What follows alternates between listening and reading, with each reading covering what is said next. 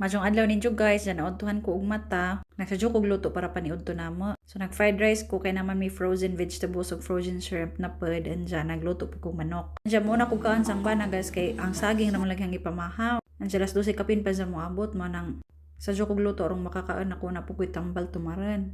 Dyan man yang giluto ang manok kung fried rice.